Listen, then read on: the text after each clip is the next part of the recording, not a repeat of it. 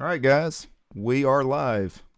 That means we are on the internet, right? This will be recorded for all of history. So, good morning.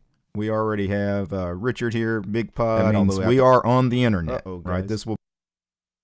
Big Pod is trying to work out his audio. Got Chris Titus from Chris Titus Tech with us, and Murray. Good morning. How's my audio? Your audio is good, Murray. It's a little low. If you could bring it up just a hair, but it is. It sounds clear. Is that good? Maybe a hair more. Okay.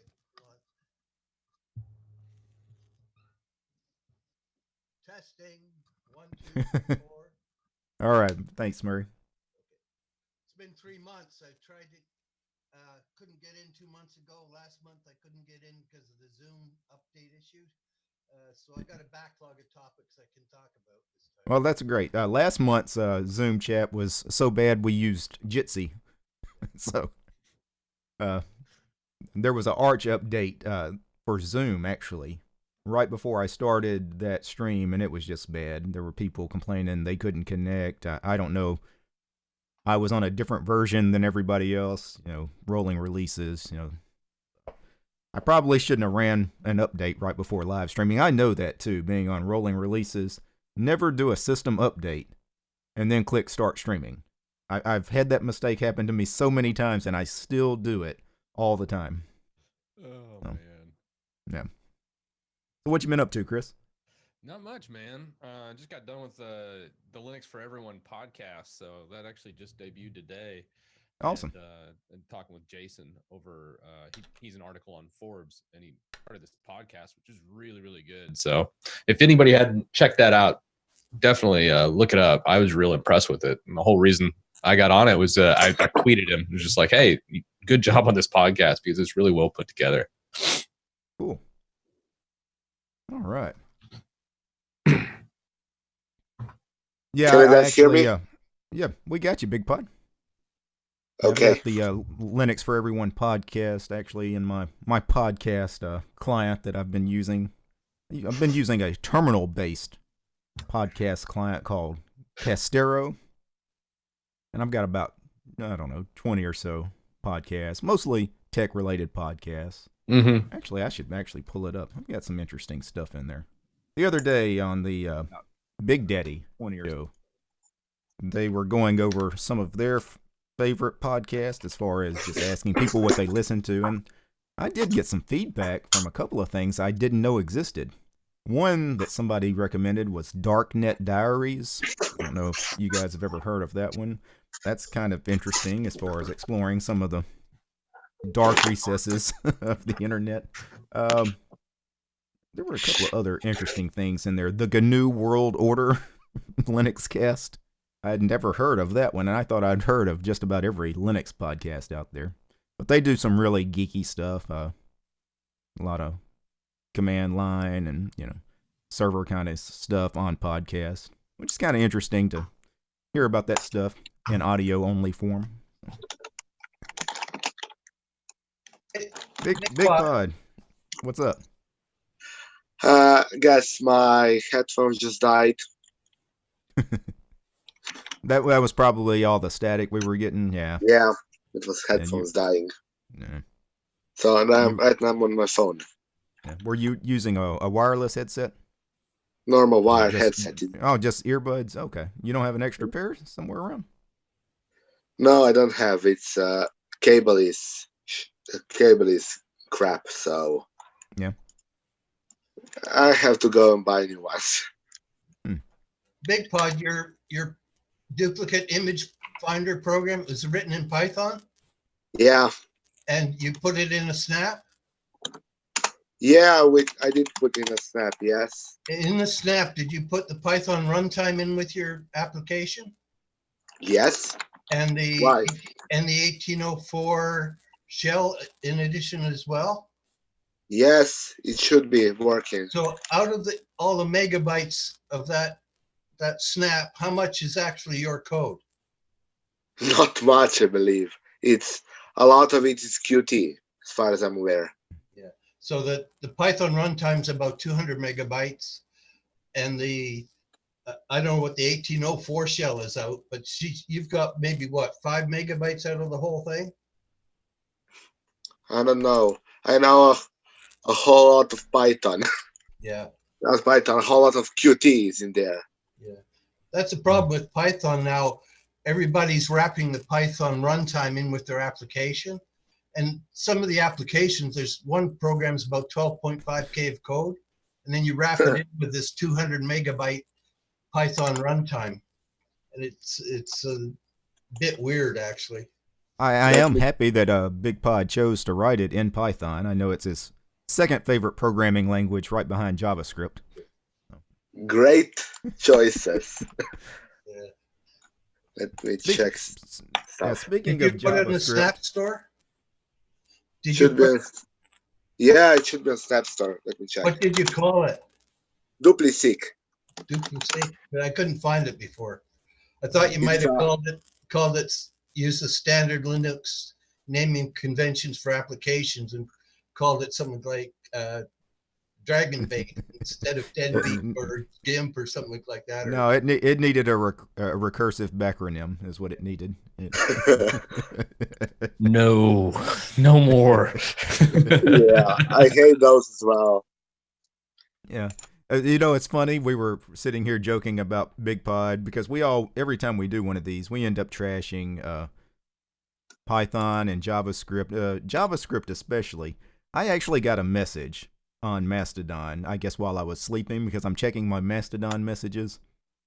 Hey, DT, would you have time to talk about our framework? And this message is from the Electron people. I was like, have they watched this channel? They don't want me to talk about Electron, right? Electron actually has like good sides and bad sides. Good side of it is that it can be expanded and even substituted by different languages, not just JavaScript. I wrote one application in Electron, and Electron just updated the other day, and it borked my application on that. So I'm switching to something else. I seem to write one application in just about every language, one in Julia, a couple in Go, and then I abandon them on the way. Yeah. Murray, just a detail, the DupliSeq is 148.9 megabytes in size. After compression. The snap is that big. The snap, yeah. Yeah. Snap itself is that big. Okay. And maybe 5 megabytes is your actual code. Probably. Yeah. Let me just open up the what we added into the whole snap. Let me see, where is it? Snap graphic YAML. I will say. Okay, you have Qt and all the libraries required for Qt, plus the Weta icon team is in there. You also have all the required libraries for DupliSeq to work, and a bunch of libraries for Python. Yeah, the snap is always going to be quite a bit bigger because you got some runtime stuff in there that's bundled in. That's it's you got like the snap core environment. Right. And your DupliSeq deletes images as well. It finds duplicates and then you can delete them if you choose to. That's perfect. I've got one wine application that does that, and I've been trying to get rid of it for years. So I'm going to find yours and see if I can get rid of that wine application. Yeah, cool. So I'm sitting here just reading some messages and stuff from YouTube. And late last night, I came across a response video a guy made about my Linux elitism video.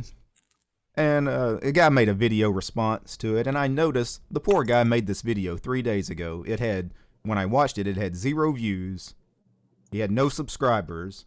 And it had been up on YouTube for 3 days. I was like, well, the YouTube algorithms really suck for new Linux users because how do you get discovered? So, you know, in Yeah. my community tab, I posted a link to that guy's video. I was like, hey, this guy made a response video. Go check it out. Thinking, you know, I'd help him out, get him some views. Maybe a couple of you guys would subscribe. And he got trashed in his comments. From like, you guys were mean to this guy. Like, one of you left him a message. Hey, bro, you effing suck. I was like, man, I'm going to have to quit sending my viewers to other channels. That's brutal. I gotta say though, your comments are really bad. Never ever send anyone on YouTube to someone. Because the guy in that channel. video mentioned he uses Atom, you know, rather than Vim or Emacs, and then, you know, I got people posting stuff like, dude, Vim or go home. It's like, that first 5 minutes was the most epic straight face that I've ever seen. Like, that was amazing. I love the way you did that video. well, you know, the people that have been around, I knew it was a joke from the beginning, but I got like massive like unsubscribes and thumbs down and then thumbs back up. You know, it's like people thumbs it down for 5 minutes and then we're like, oh, he was joking. I was like, I can remember all the key binds for tiling window managers. It's like, and then I got people leaving me messages. Man, you suck. You pulled a fast one on me. You know, I wrote this long novel trashing you, and then at the end you said you didn't even mean any of that. I was like, well, watch the video till the end before you comment. And then I had people commenting that just saw the thumbnail. They didn't watch any of the video. And then they look like a complete jackass. But it's my problem for making the video, right? no, I thought it was Hey, well. My novel. That's just YouTube when it comes down to it. Like, YouTube can just be brutal. Like, I can't even tell you, like, some of the comments I've gotten, I can't even repeat them on air. I mean, it's so bad. Like, and funny thing is, most of them have come from my Windows videos of all things. Like, some of them are just downright cruel and mean. I'm like, dang, that guy had a bad day. Yeah, the YouTube comments can be rough.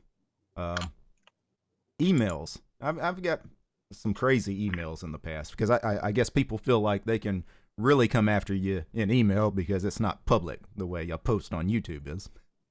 But I've gotten some emails that, yeah, I couldn't repeat some of the stuff in these emails. I've actually just blocked people on my email just because I know everything they send is going to be something crazy, like a death threat and, you know, just weird stuff like that. I'm sure you get those weirdos, Chris. Did you see my novel? Yeah, probably Did you see my novel on your video? Probably the worst one I got was when I switched from my house to inside the studio. I had one guy say, hey, I really liked being inside your house, and now I feel like a stranger. You need to move back into your house. And I was like, I'm not replying to that. No, I am not moving back. Right. Yeah, anytime you change anything on your channel, you're gonna get, man, I like the old way you did it better. And it's like, oh well. It's really rad. Yeah. I find it's like that in just life, right? At work, it's like that all the time. If we're going to change anything, everybody freaks out. You know, if we're moving something to the cloud or we're switching, you know, just about anything, your users end up rebelling. So I guess it's just kind of like that anywhere, with YouTube being probably one of the most brutal places. Or Twitter. Twitter. Well, I got off of Twitter. I couldn't handle that anymore.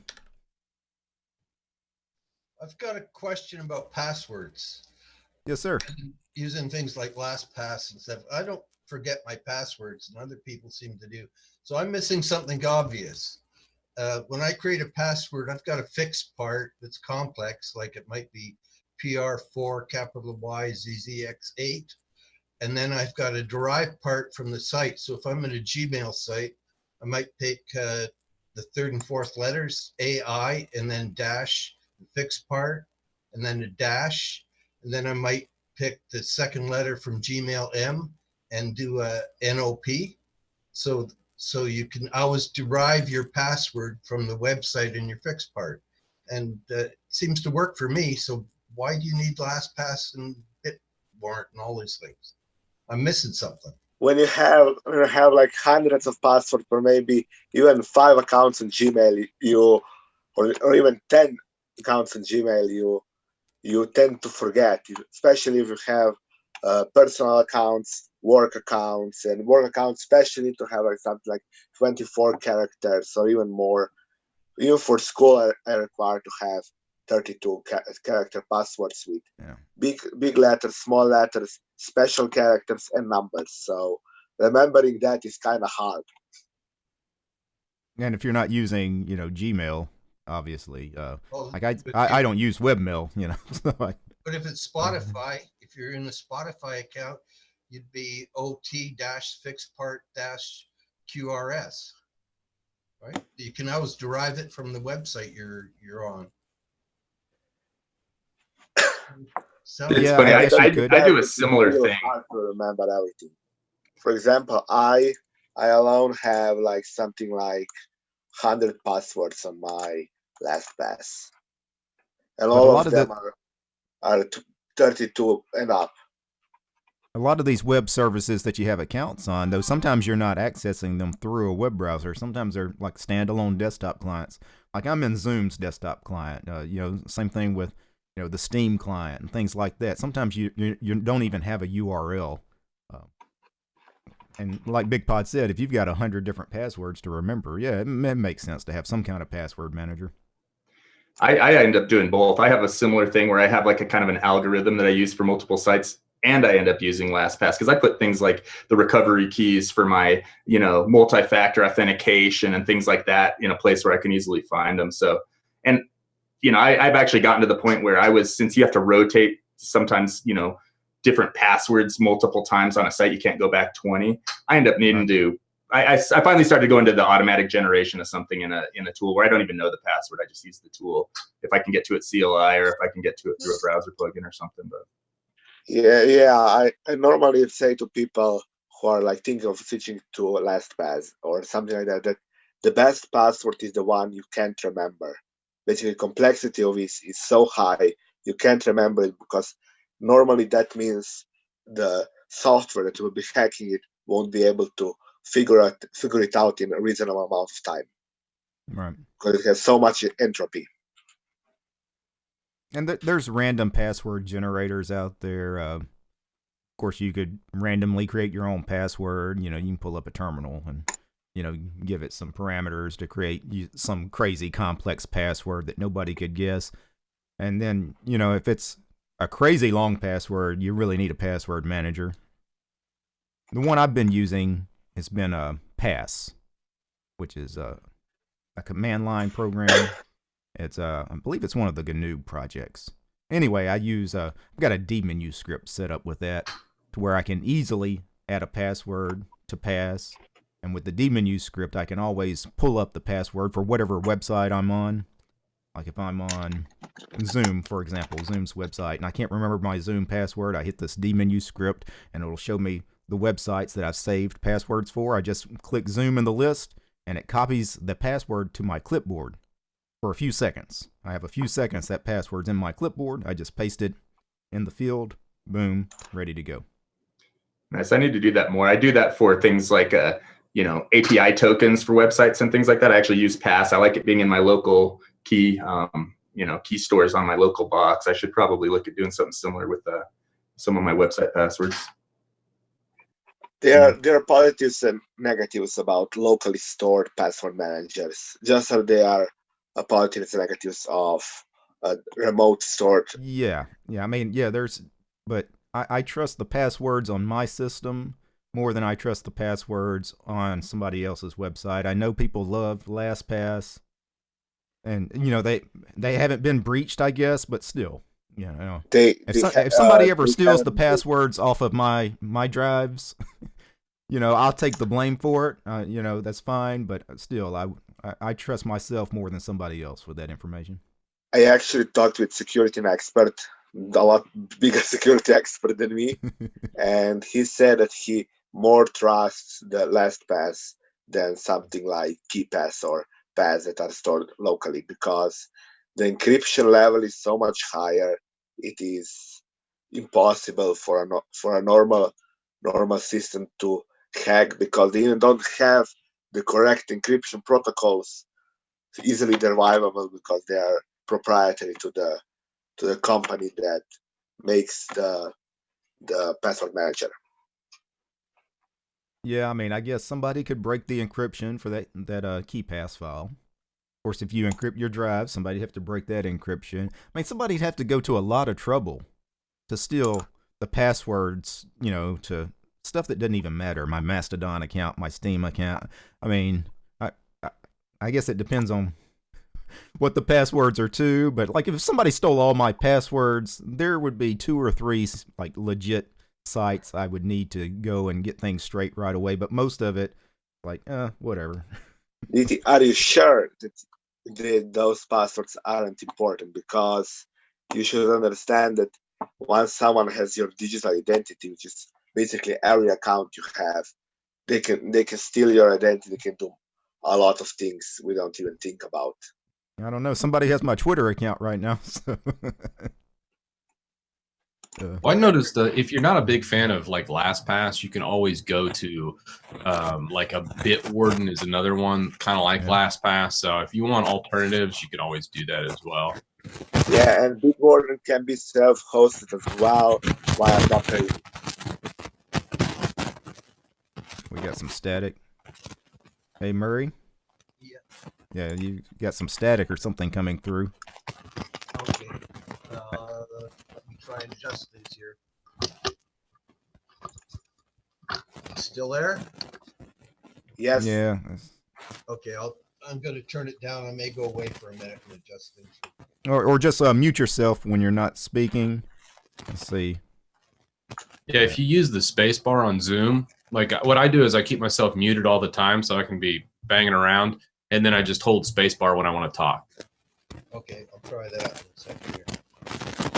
Yeah, it's almost like a short in a cable or something. Yeah, it's just weird static going on. Yeah. All right.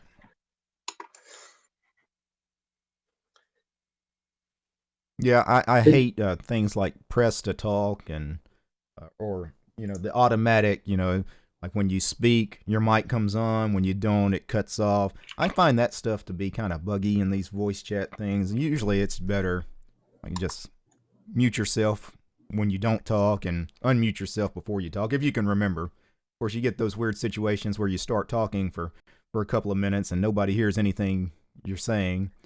And then if the people on the video conference, are not your friends, they let you speak for 2 minutes without it really saying anything. They're laughing at you secretly on stream.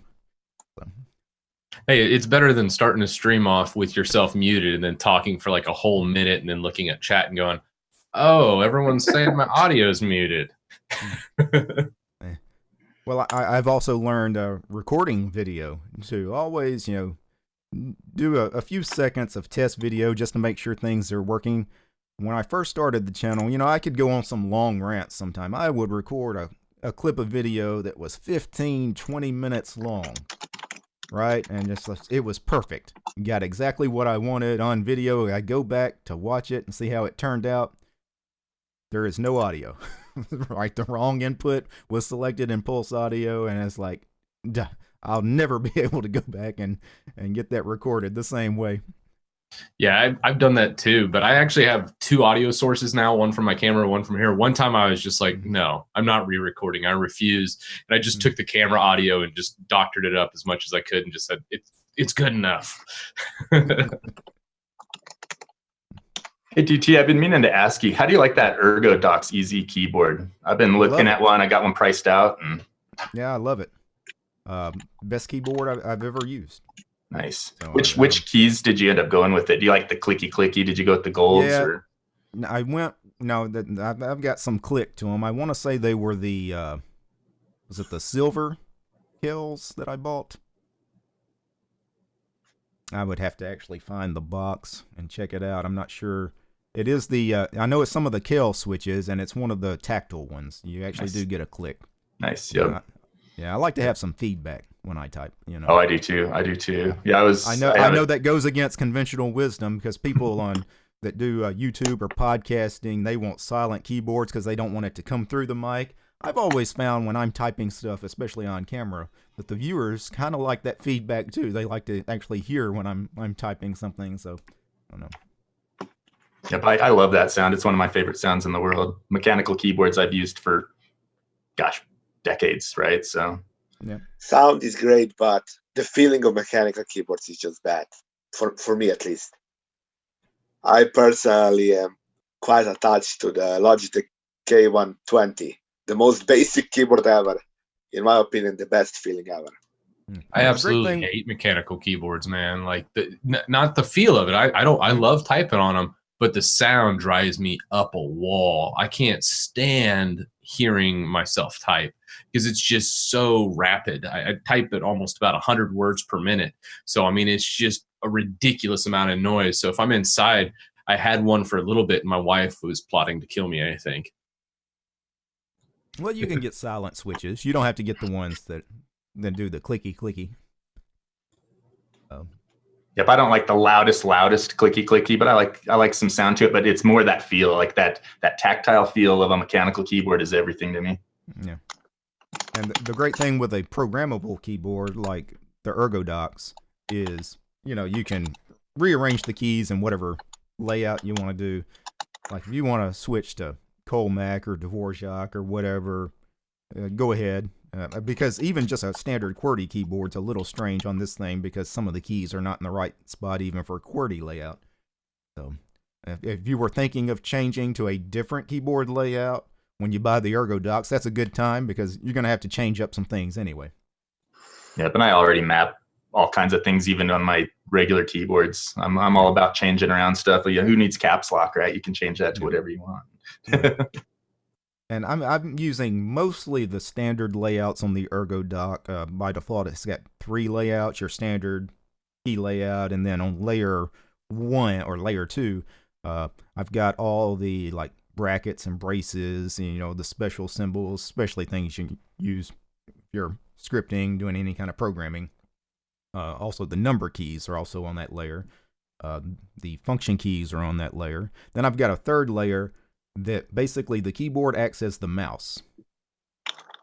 So, you know, it basically moves the cursor and you can click things and grab things. Basically, you can use the ErgoDox as your mouse without ever having to use a mouse. That's pretty slick. I you know, tiling window managers and keybinds, I pretty much never use my mouse anyway, but that would be ideal for those few times I have to reach for one. Yeah. You know, like in a web browser, if you wanted to, you know, move the cursor and click a link, you could do that. So. But yeah, as far as the ErgoDox, people have been asking I love it. Like if this thing broke on me, something happened to it, I'd buy another one. You know, and it's an expensive keyboard, but I like it that much. I can't imagine myself using anything other than this, you know, going forward.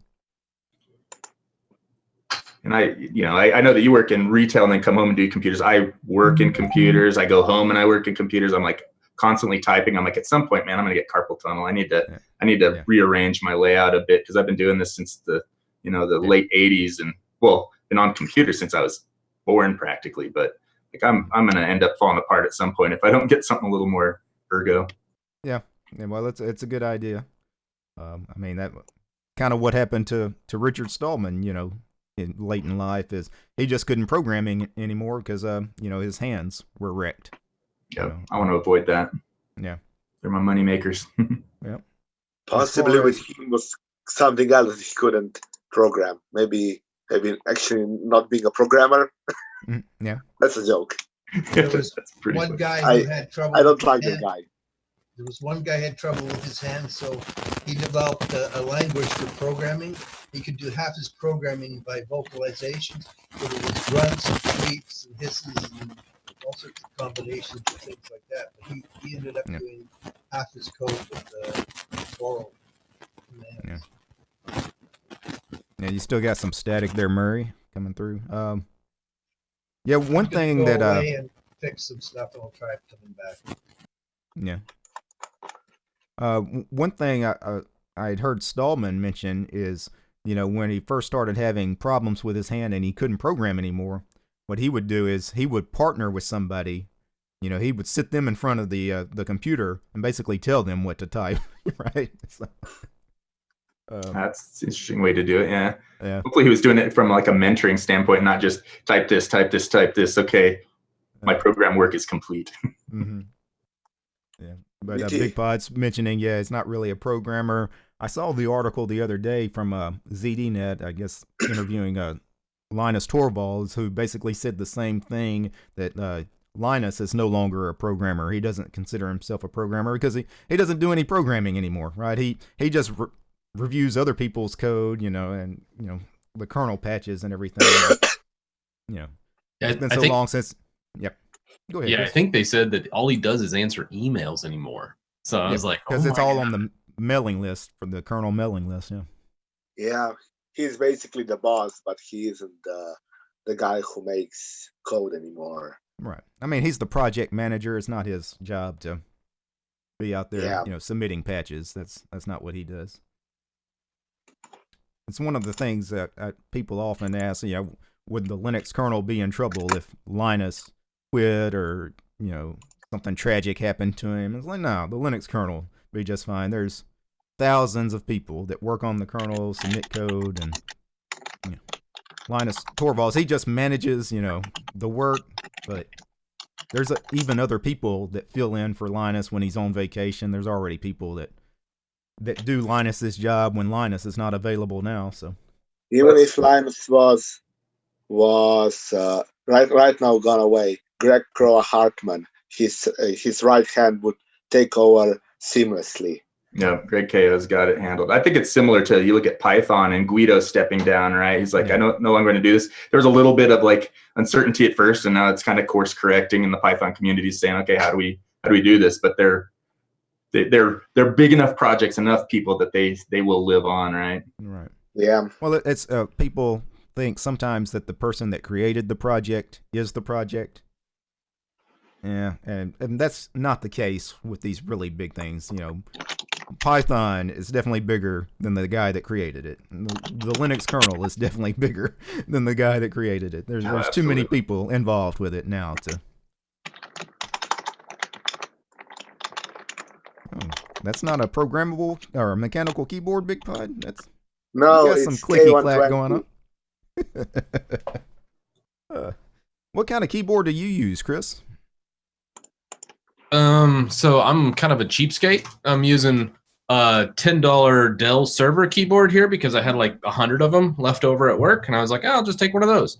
And then I also have a Logitech here, which the Logitech is, oh god, what is this? An MK710. This is actually kind of a nice one. Yeah, I actually, those Logitechs are nice. Is that the ones with the handrest at the bottom? Yeah, it's got the handrest and a little display screen, like showing battery power. And then I got a light up keyboard just in case I want to do stuff in the dark. And I've gotten I had like a Black Widow and some other mechanical ones that were a little more higher end, but I got rid of them just because the noise that I talked about earlier. Wanted to stay married. yeah, that too.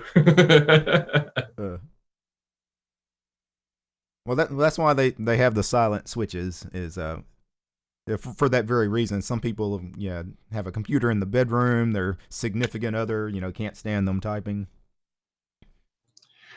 I wonder how many of those Dell keyboards are in people's houses because of that. You get so many of them, because I have tons of them, right? I have Dell keyboards all over because we have just so many of them that come in, and they're just in boxes in our storage rooms at work, Well, yeah, every time you set up a server, you never use the keyboard that comes with it because it's all headless, and everything's a crash card in a data center. So when I was racking and stacking a whole bunch, it's like, well, I'll just throw it on the pile. And I'm like sitting there going, all right, we need to get rid of some of these. And I just gave them out to all the staff, and we still had like 50 left over or something. I was like, all right, well, I guess I'll take a couple home and just throw them on the shelf. But I actually like the keyboard. The keyboard itself feels decent. There's no feedback, of course, but it's pretty silent, and it's good for recording. Well, we have somebody else that joined us a few minutes ago. Ulrich, are you there? You got your sound working? You're muted right now, so. Yeah, hopefully it works. I'm not so sure. Yep, we got you. So. Yeah. I'm from Sweden, by the way. No, great. What time of day is it in Sweden? It's 6:30. Ah, So Whereabouts in So- Sweden? I actually visited there for a little bit around Gothenburg. is where I okay. was staying. Yeah, I'm living closer to Stockholm. So awesome. Gotcha. How come there is 6:30 already? Here in Slovenia is 4:30. They're 2 hours well, ahead of you. yeah, but it's also could be my clock that it's messing. What are you doing? The daylight savings time? I know Europe, in certain places have already pushed the clock back. Right now we Yeah. switched. Yeah, I believe last week we switched, or this week. Yeah, this week. See, But here in even- the U.S., we do this Saturday. Well, actually, Sunday morning at 2 a.m. we push our clocks back. So Yeah, it was last weekend, I think so. Yeah, last Friday, 25th, if I remember correctly. Yeah. yeah, at some point we just got to do away with the whole daylight savings thing. I believe next time we do it will be less here in Slovenia. Yeah. Yeah, it's And pretty worthless. Yeah, it is going to be ironic because next country over, Croatia, will switch again, and then for the last time switch to the winter time. So we're having the same problem here in the U.S. because, there have been states that are voting to no longer do daylight saving. So you're going to have, some states that do push it back and some that stay. And let's just get rid of it. Yeah, I saw now on my cell phone that the clock on the computer is 1 hour ahead. Yeah, it's just kind of a useless thing. Like it was originally put in there so farmers would have longer out in the fields and stuff, but everything's so corporalized now that you don't really even need that. I mean, it's just it serves no purpose other than confuse people. Like here in the States, we pushed it back a week, I think a couple years back, and it makes when I'm doing like cross-world collaborations and stuff, it's freaking a pain in the butt because I know over in Europe, you guys have already flashed forward, and then like here, we're still on DST, and then it's going to be come out and like next week, and then flash. I was just like, Lord. When I was in college, at least I got that extra hour at the bar, right? 2 went back to 1, then you got an extra hour out of it. One thing I actually like about switching hours is because I have like whole day off. Basically, I'm at school for like whole day. Basically, I start school at 11 a.m. and end at the clock's like 4, 5, 6 p.m. like every day. And I figured you would have taken today off, Big Pod. Hey, Big Pod, I figured you would take today off because I know that today is a really important day for you because it was the release of Fedora 31, your favorite distro, by the way. Actually, I did check out Fedora 31 and promptly deleted it. Yeah, I actually downloaded the ISO. I haven't looked at it yet. You deleted it. Did you even install it? I installed it in a VM and deleted it, even though I'm gonna install it again, but the server version. Oh, no kidding. So what'd you not like there, Big Pod? GNOME. Yeah. When I said Fedora is his favorite distro. GNOME is bad on Fedora. Even though it's a lot faster than 30, it's still slow as hell. That's just GNOME, man. Anything with GNOME, I'm not a big fan of. I prefer XFCE, Chris. It's different on Fedora because they don't extend it in any way. It's straight vanilla GNOME from the devs as they packaged it. So some people like Fedora, that. Ubuntu GNOME that I'm running right now on one of my machines. It's running smoothly, a lot faster than the Fedora one. So kind of an interesting thing, like you said, you like XFCE. The cool thing with KDE, which obviously everyone knows that's like my favorite desktop environment. KDE's actually become so much more minimal that the memory usage it's using in its latest version is like 600 megs, almost equivalent to XFCE now, which is insane to me. Yeah, I was reading about that. I found that pretty impressive. Like I had to leave KDE back in, of course, the KDE 4 days, and I've been on tiling window managers forever. But it's almost tempting enough to just kind of go play with. I use XFCE on some of my work systems if I want them to be, like just my kind of standard workstation there. But when I fire up these distros in a VM, I've noticed that, the latest versions of Plasma are very, very similar in RAM usage to XFCE and Mate. Like all three of them are like the same amount of RAM. So people still call Plasma bloated. It's not really bloated. Static now. I gotta say that I can deal with Plasma now. Now I actually made myself run Plasma for like a whole month on my laptop. So, and I actually deleted every other window manager desktop environment off of it. So I would only run Plasma. And I can say I can use it and I can run it, but I still don't like it. Yeah. I've been using XFCE for 8 years now, and I'm trying Ubuntu 18 or 1910. And with 1910, if you like ZFS and you don't like GNOME, you can put the Ubuntu desktop on top of it. You do apt install task cell, and then you task cell install KUbuntu desktop, and it looks just like KUbuntu, but you've got ZFS under the hood, and it works beautifully. And I've been using XFCE for 8 years. What I miss when I go to KDE are the XFCE panels, but for the first time in years, you can run XFCE panels in KDE. So I've got the best of both worlds. I got my panels and I got the KDE infrastructure and apps, and I got ZFS underneath, and it's working pretty well. Yeah. I prefer to keep it simple with just plain XFCE. That's just me. I was looking lately. I was going to try out the awesome window manager with like the material theme. That looks slick as hell. Like I've been checking that out a bit and tinkering with it. I was like, I'm going to switch to like a window manager. That would be like the one I really want to try and integrate with. God, it would be cool. So that's one thing I've been looking at.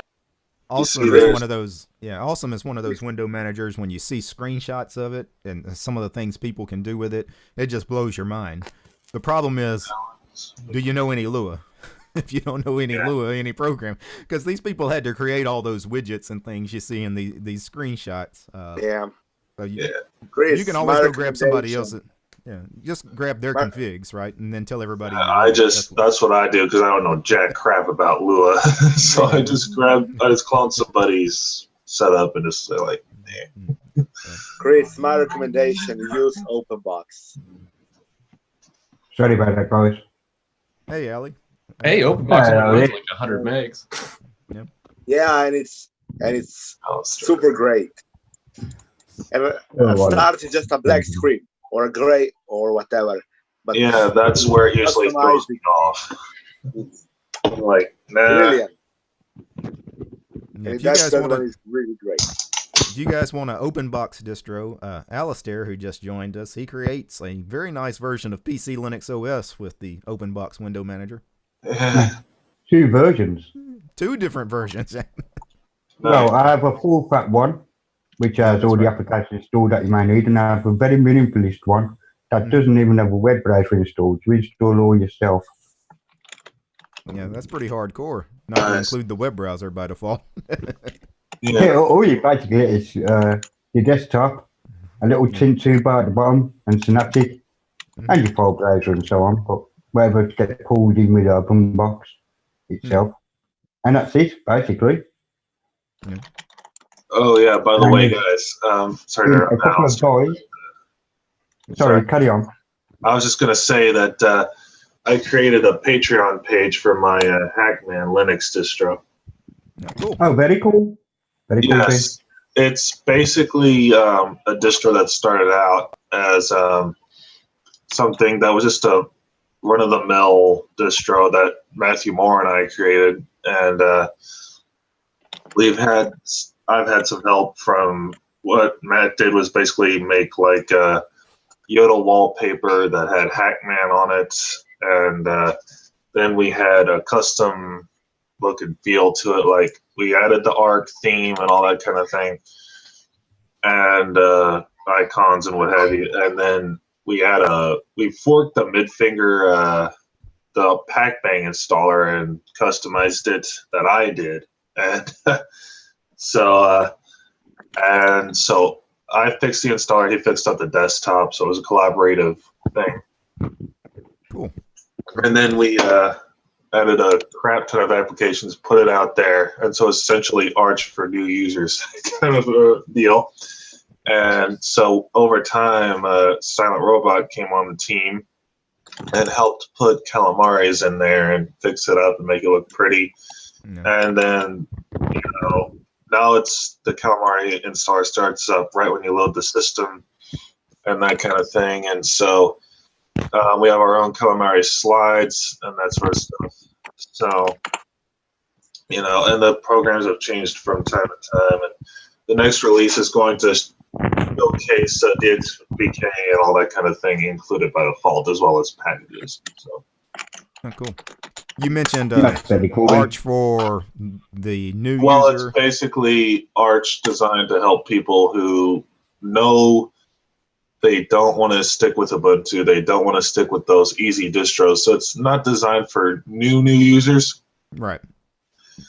And it's basically for the fact that it's not, if you don't know jack crap about Linux, it's really not designed for those kind of users. Right, because I know people are going to trash you when you say it's Arch for the new user. People are like, well, Arch is not for... No, not exactly. I mean, that's not entirely what I meant. I meant it's for people who aren't purely new to Linux, but they know enough that they don't want to be stuck on Ubuntu all their life. Trust me, I got you. I just wanted to clarify. Yeah, I know what you mean, Derek. Yeah. I wasn't aiming at a purely noobs, no. Yeah. Speaking of Arch, so a couple of weeks ago, they decided to change their install. And So about 3 months ago, I did an Arch installation video. It's got quite a number of views on it, and now I'm getting probably 20 messages a day through email, Mastodon, on the YouTube channel. I followed your guide. It doesn't work because none of the commands I entered work anymore. Like, hey, you need to edit this text file, so sudo nano or sudo vim or whatever. No, because now when these guys are following my video, sudo nano, /etc/host or whatever the file might be. You need to make an update video. Command nano not found. So Arch base now no longer contains. No longer contains a text editor other than VI. So there's no nano or vim. There's nothing like that. There's no man pages. They removed the man pages. The base group, nothing special. Just broke a lot of tutorials. A lot of crap, man. How do you tell your users?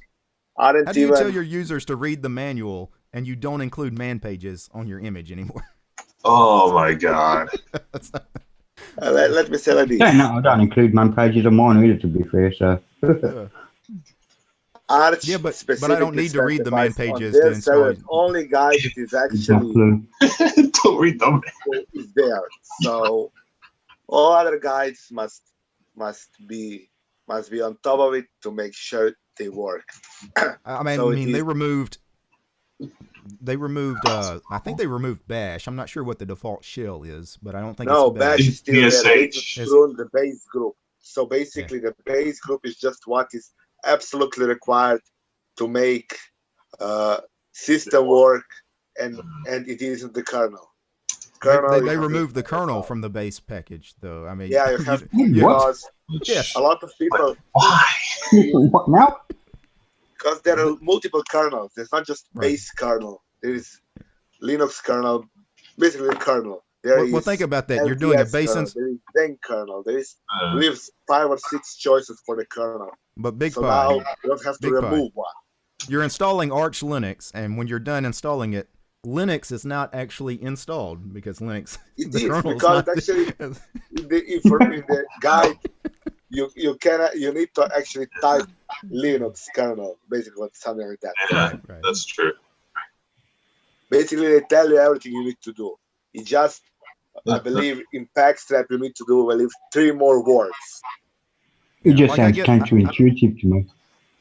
I mean, there's real-time kernels and low-latency kernels and stuff like that. But just installing the generic kernel, I think, is good enough for 99.9% of most Arch Linux Absolutely. If users. you want a real-time kernel, you can install that afterwards. Right. You know what you're doing anyway at that point. You're going to compile your own kernel, or you're going to go grab, whatever. Yeah. A lot of people use the LTS kernel. Other people use the Zen kernel, and those people they have an extra step they normally need to make to remove kernel itself from the unit, which is in some ways on Arch Linux, which is build it yourself, illogical to have a kernel chosen for you. Yes, exactly. However, I'm actually completely on board with the decision they made. Well, I have a theory behind this. I think 2 parts. One, that we're getting, Arch is becoming very popular. They're seeing a lot of new users, trying to install Arch and maybe becoming Arch Linux users, and they're trying to raise the bar a little bit, right? Let's make it that much more difficult to get that thing installed. And also, there's so many guides out there to help the new user install Arch Linux. You know what? Let's do this so we break all those installation guides that are out there. None of those are going to work anymore. Man. It kind of reminds me of when, I upgraded one of my OpenBSD boxes years ago, and they switched from sudo to do as. Just little things like that. It's amazing how it changes everything, right? Right. By the way, I tried OpenBSD on my HP laptop just to try it out, and it has hybrid graphics. One is AMD 6470, and the other is Intel 3000. And because it's kind of an older machine that I just wanted to fool around with BSD on just for fun. And I tried to install it because I'm brand new to BSD, not gonna lie. And I went through the install, etc. And so when I rebooted it, XenODM did not come up. It just sat there at a blank screen after loading the initial setup for just ages. So I had to go SSH into the thing, and I just sort of couldn't even do that because I didn't know the IP address off the top of my head. And I went to check my router, and it didn't even come up. So I was like, okay, this is a little effed up. So I just let it sit there for a little bit, and after maybe hours of me just taking a nap and just coming back to it later, it still didn't come up, and I'm like, okay, I don't know what the hell's wrong. Yeah, it looks like Chris is installing Fedora because I saw his is that machine what he's reboot. doing? Yeah, so he's going to go ahead and get on Fedora. Yeah, and I reboot Nathan, and it still didn't come up. So I'm like, okay, this is a little weird. I had a great problem actually with the Ubuntu 1910, and I've just made a video about it where, okay, I did try to experiment with ZFS, and it swallowed all of my RAM and all of my swap. This was in a VM. I gave it 4 gig, and it swallowed all the 8 gig and everything. The machine just... Yeah, this my machine didn't die, but the kernel... ZFS is highly RAM. Yes, I know. Yeah, I know that. Yeah. No, I appreciate that. It was more for giggles and anything. Yeah. So I thought, okay, I'll do it should use 100% of it. So. Yeah. No, yeah. I have photographic proof, Derek, I promise you. Because I posted the photograph My guess is actually did because and it was funny. I'm using So anyway, I left it overnight. I left it running overnight. And when I woke up, my PC was silent. I thought, uh-oh, have I done something bad to it? Because I had a load of 42 on HStop, a load of 42 by the time. And what actually happened was the kernels got fed up of it and just shut down the VM. So I tried again with the X24 on the same spinning Rust drive that I put my VMs on. Same thing happened. I do not understand that. So I've done it again now on the SSD rather. Installed fine, so I'm not quite sure what was happening there. Yeah. I made a small video about it anyway, and I'm just putting them together because I was using simple screen recorder, and I could see the load going up. I could see the swap space going up, and I thought, right, I'm going to pause it here now, and I closed down simple screen recorder so it wasn't using the extra RAM. Gave it as much RAM as I could physically give it, and yeah, it still froze up. So I just restarted it. So. But at the moment, I'm actually rendering 2 videos together. I'm using. Yeah, it's all good.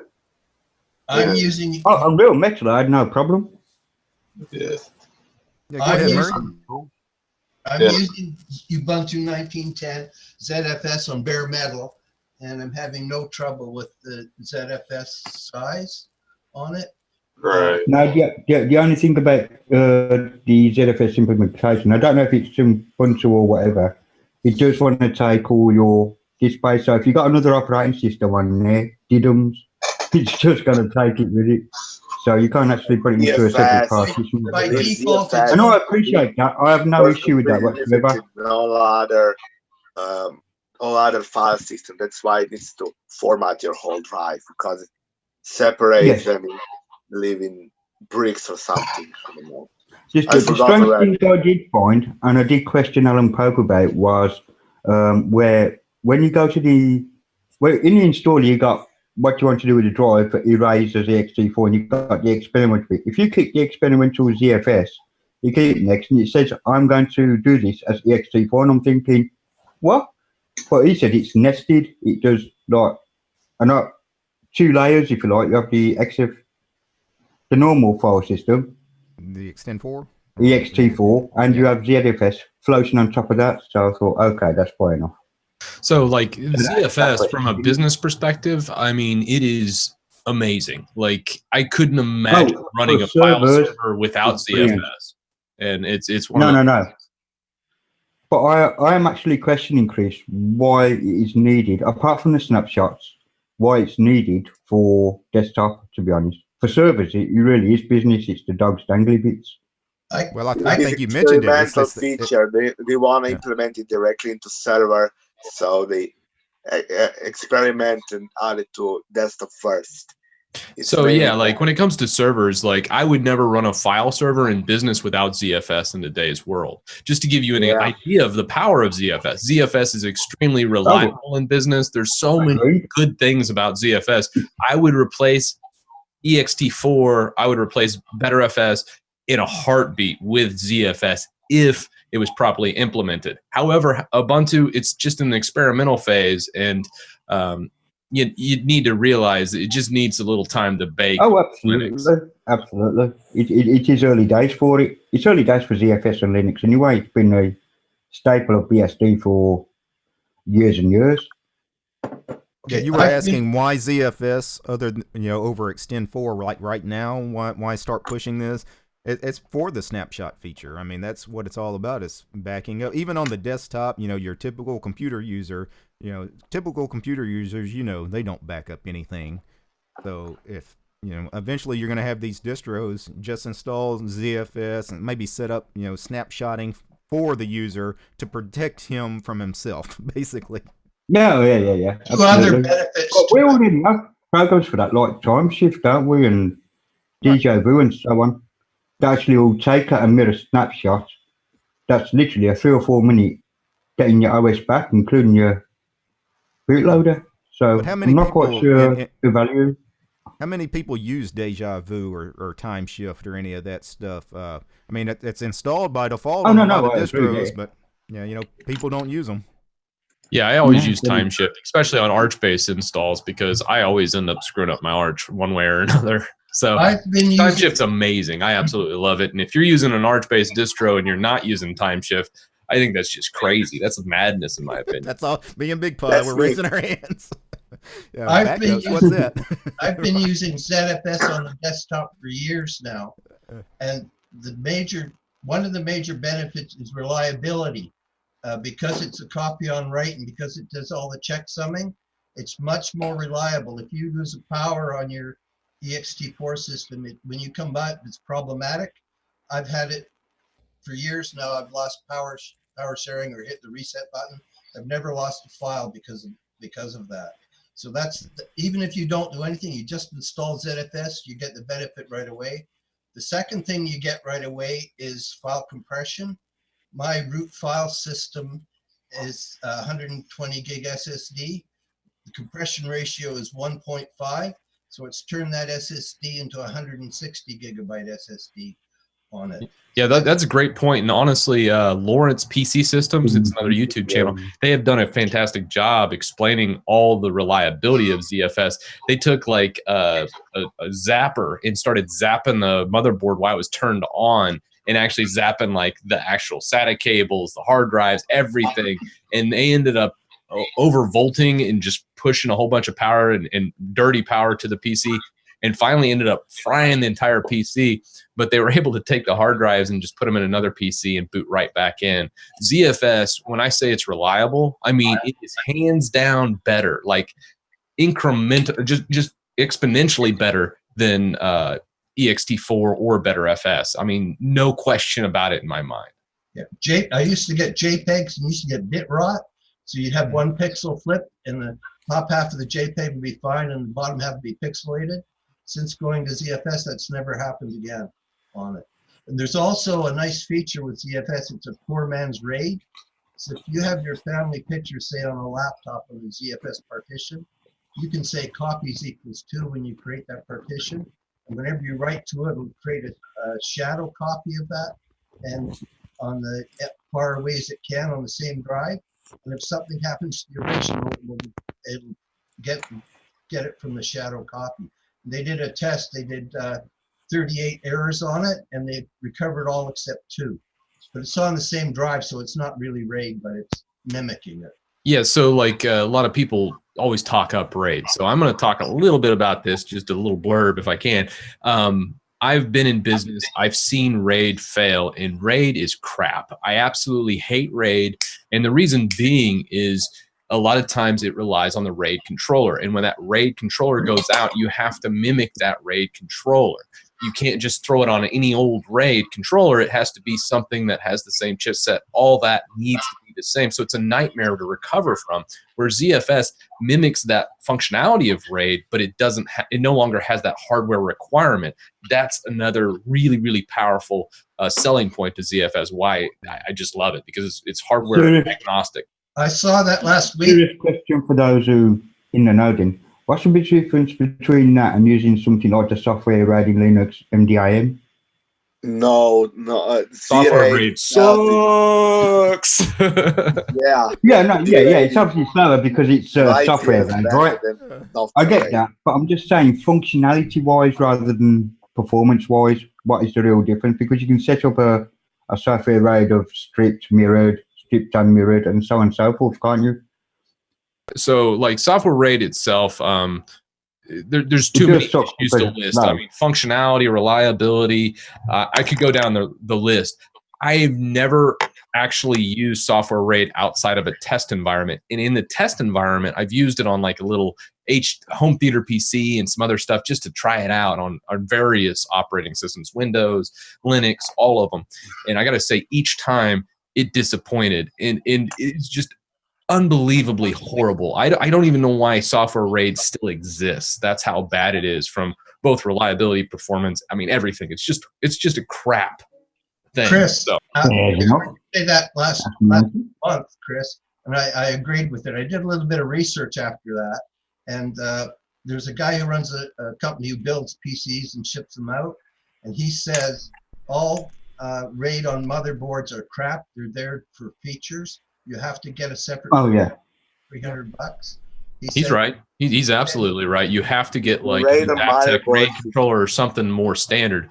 RAID on motherboards is totally a gimmick in my opinion. I mean, yeah, it's good for like maybe the occasional guy maybe doing a striped RAID to squeeze a little bit out of maybe a gaming, couple gaming platters. But I mean, other than that, I mean, it's not really meant for anything but that. Nobody would ever use it. Better than software RAID, but in comparison to everything else, it's crap as well. He also said that he discourages his customers from using RAID, but those that do, they have a 30% call rate within the first year with problems with the RAID. And the other thing is, I don't know if you heard, Corey Holtzman has a show where he builds Windows machines for customers and ships them out.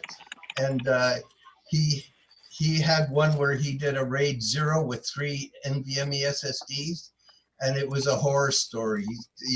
I had to laugh because that was just after you mentioned it, Chris. Yes. So This is for divas. Don't do it. Stay away as far as you can. Get yourself a big SSD and just bite the bullet on the RAID. And RAID 0 doesn't help anyway for random writes and reads, just if you've got a large video or something you want to process. Right. So like when it comes to RAID, a couple things here. Not all RAID's crap. There are some hardware RAIDs I particularly like, such as RAID 10. If I'm going to use RAID in a business environment, let's say for whatever reason I can't use ZFS or that type of system, RAID 10 is typically what I go for, especially with how cheap storage is. I think you're a fool if you use anything less. RAID 6, RAID 5, RAID 1, or RAID 0 are just never used, in my opinion. RAID 0 is a striped RAID. It's supposed to increase read and writes, but again, that's extremely bad. I remember having to come behind a technician to fix up a business back when I did contract work, and I just literally berated this guy because he set up a striped RAID on the OS. And I was just like, what in the hell are you thinking, man? And it was just horrible. So yeah, setting up a RAID 0 and putting an operating system on it is beyond stupid. So I would never tell anyone to do that. But a RAID 1 mirror RAID is fine. If you're going to do an OS RAID and you only have 2 drives, mirroring it is okay in my opinion. However, I still a lot of times when it comes to residential stuff, I'm just like, you're better off not even. A lot of people think RAID is backup. That's the problem people have. People think RAID 1 is backup. RAID 1 is just RAID 1. It is mirror. If I flood that server room, you flood your room, you will lose your data anyway. And I do use on some server side. On the side, I did use RAID 6 because of its somewhat reliability. Well, a lot of people think a lot of things are backups that aren't. We talked about deja vu and time shift. You know, these snapshots, are they really backed up? I mean, if it's on your hard drive, I mean, what if the drive fails, right? I mean, where are you putting these snapshots? Right? If you're doing snapshots through time shift, shouldn't you be using an external drive anyway? Or right, you should have a second drive. Yeah, exactly. That was my point. So you just when you do to every now and then you do manually rather than use it as a cron job or whatever, because it uses rsync anyway, so it doesn't even have to be on your same machine. You can rsync time shift to another server if you wish. Right. And I do prefer offsite backups. I mean, I've had several friends that have had problems like a house fire where they've lost their stuff. It doesn't matter where your backups are, right? So I prefer thinking encrypted backups off somewhere else. And with, like you're saying, with rsync, it's easy for me to have a point-to-point VPN between like my parents' house, for example, and I just set up servers over there and I just sync stuff between them. One quick you should always have more than one backup anyway. And one thing I wanted to mention, right before this stream started, like 5 minutes before the stream started, I went and made me a cup of coffee, and UPS delivered me this box here. That's 32 gigs of RAM, because, you know, I needed 64 in the machine. 32 wasn't enough. So now I can do ZFS and GNOME and all those RAM hogs out there. You know, I can handle anything. So. Really?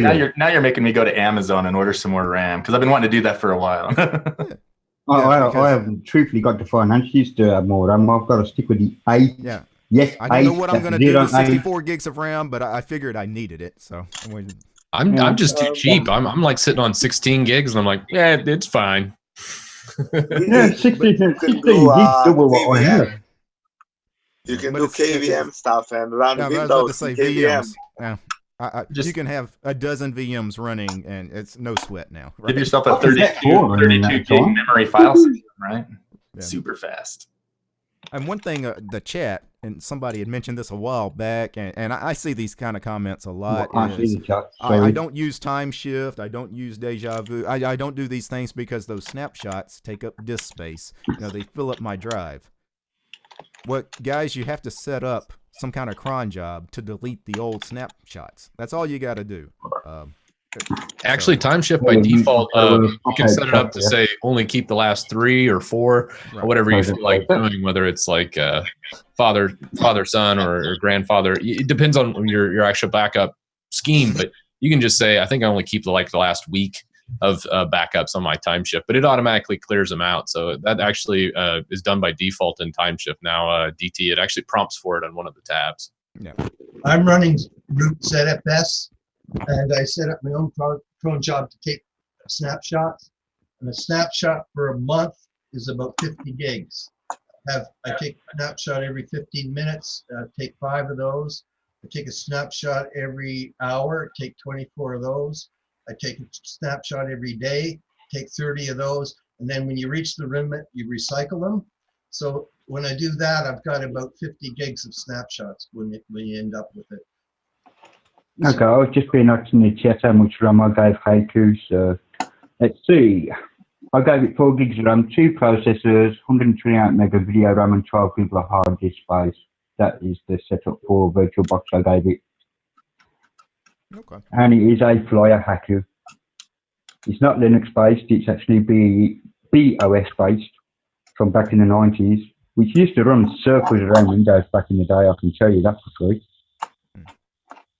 Hey, Chris, did you get that Fedora install finished?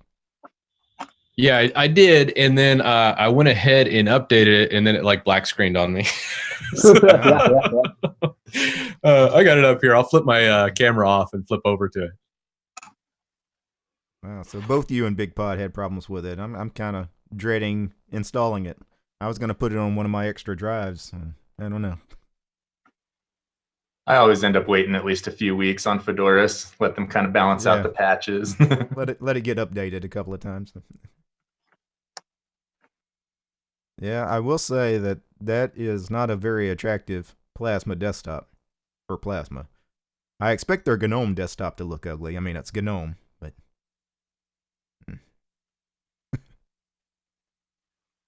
yeah. So I'm sitting here tinkering around with it, but yeah, God, they could have picked a better one. Just anything would have been better than this right here. Yeah. I know this GitLab repo out there that has some amazing backdrops in it. I don't know, some guy named DT. It's one of the first things I sync when I build stuff. Yeah, I follow that guy too. So. Yeah, I had to put the wallpapers on the GitLab. For a while I didn't have them up there, and I get so many messages, from videos. Hey, what's that wallpaper? And it's a different wallpaper in almost every video. I don't know where the wallpaper was in that video I made 2 years ago. It's like, you know what? Just put your entire wallpaper folder on the internet. Yeah, no, I appreciate that. It's a whole bunch of good ones in there, and I just added it to my big, massive list of them. I should probably post mine up somewhere too. I'm glad you mentioned GitLab too. So they had a little bit of a stink recently because changing some of their terms of services, and then the community, I guess, didn't like it, and they immediately reversed course and said, "Okay, we screwed up. We're gonna go back." So, which is always nice when these companies do that. They realize, hey, the community's not going to stand for that. I mean, the kind of people that use GitLab, they don't like telemetry, right? Yep. No, if you're using GitLab, you're using GitLab because you wanted to get away from something like GitHub, for example. You didn't move to GitLab to do the same, right? Yeah. How does GitLab make money compared to GitHub? I know GitHub makes a good bit of money, but as far as I think GitHub's more of a private repos and stuff is where they cash in. But I don't know on GitLab's actual monetization scheme. Don't they sell like their GitLab CI for enterprises and such? Yeah, they have paid services. Yeah. So I'm having to screenshot to see Chris's desktop. I haven't checked out any of their paid services. Obviously, I just use their free public repositories. But they, if you wanted to do your own GitLab server, of course they have free. You could set up one for free, but they do have paid options. Yeah, we have hundreds of developers using it in a couple of our sites using GitLab CI and doing the whole CI/CD workflows out of GitLab on-prem in places where we didn't want to do things like GitHub, like you were saying, or have it on-prem and not just private repos, but hosted repos. So we do that with GitHub Enterprise too. I will admit we have GitHub Enterprise on-prem for various teams too, but we have, thousands of developers where I work. So we pretty much are going to use a variety of them. Yeah. And I got questions too when I moved from GitHub to GitLab. So right before they announced that Microsoft bought GitHub, like the day before, rumors started circulating. Like, hey, this may be a possibility. Well, I shut down my GitHub account the day before it officially was announced because you could already hear the rumors about it. I remember you doing that. And I migrated to GitLab right away, and people were like, man, why are you doing that? And just because Microsoft is running GitHub doesn't mean it's like, well, you know what? It wasn't to throw shade on Microsoft. I mean, it was more, GitLab was always an alternative anyway. I wanted to check it out because even before Microsoft bought GitHub, the people that were running GitHub, a lot of the free software open source community didn't like some of the things they were doing anyway. So I was kind of looking at alternatives anyway. And people were like, man, you're just a Microsoft hater. You know, as soon as somebody says the word Microsoft, you run away. That wasn't really the case. But I've been happy with GitLab. So I like rooting for the underdog sometimes too, you know, like GitLab is kind of up and coming. GitHub's really taken off. I've gotten to meet Nat Friedman, who's the CEO of GitHub multiple times. I saw him last year at reInvent and such, and great guy and such. But I really, there's something about GitLab and their philosophy and just the tool chain that I really like. Yeah, it doesn't seem like it's GitHub. When you go to the site, it seems like it's $1 billion corporation, right? It's not a community where GitLab has got that community kind of feel to it, even though it's a business as well.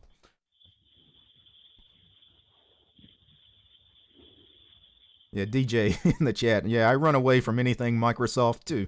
The thing is, Microsoft have put a lot of input into the kernel update, so yeah. You know, Microsoft, they're releasing more and more stuff open sourced. So they actually assigned a community manager for Linux outreach now. So I think it was on Twitter I saw it, and the guy was like, "What can I do to do that?" I remember seeing it. I was like, "You poor bastard." That's totally what I thought.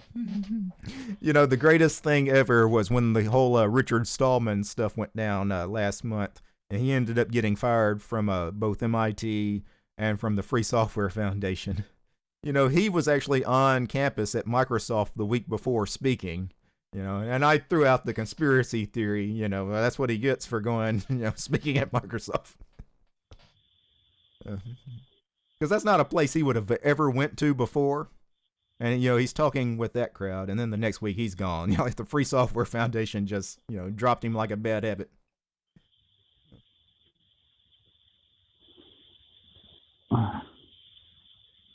Yeah, so Peter's asking, how does GitHub get a profit? The same way GitLab does. They have paid services as well. Yeah, I want to say like most of their actual revenue comes from private sources. So like on GitLab, you can do like a private repo and just share it with you and your friends. Right. On GitHub, I don't think you can. I think you actually have to pay them. You pay, get a subscription or something, to do it. Yeah, that was one of the things GitLab initially offered. Private repos is free as well. That's pretty new. They did update that. Yep. Yeah, they must have changed it. I believe in January, around New Year's, they did that. Yeah. Because I know for a while that was one of the big features for GitLab is to attract GitHub users was, hey, our private repos are free. You don't have to pay anything. So. All right. I hear a whistle. Yeah, that's what is it somebody playing a whistle or blowing a whistle? Feedback. I don't know. Chris's plasma desktop's looking a little better now that he got rid of the default wallpaper. Yeah, it's getting there. Yeah, I'm now about to change a lot of the look and theme as far as like icons and that, get like a more of a dark theme going on. Get rid of a lot of that beige or that real light color. I hate a lot of that. Like most Linux desktops give that really bright color on the first time, and it almost looks like something from like the 90s or early 2000s to me. Yeah. No, I do that with Trinity anyway. I use light themes. Because it was based on a DE from the early 2000s. Yeah, I don't do light themes either. But my open boxes are all dark themes, so. I mean, I don't mind light themes like in, your typical GUI kind of programs, your file manager or whatnot, but like text editors and terminals. I need light text on a dark background. But by default, it's always black on white, and it's just blinding. When you first open it. I find that strange page console actually on Plasma, where it will come up as a white background with black text. Yeah, that's always the first thing I change. Yeah. To get it back. Yeah, I keep having a problem with my Ryzen 2700. The 5.2 kernel just hates it. Like, it keeps locking up on me, and it's just causing all kinds of issues. Actually, this is 5.3. I actually got to revert to like 5.1 to get it stable. Is that the RD Rand issue again? Like, I've been hearing a lot about the RD Rand problem causing some really interesting problems right now with Ryzen.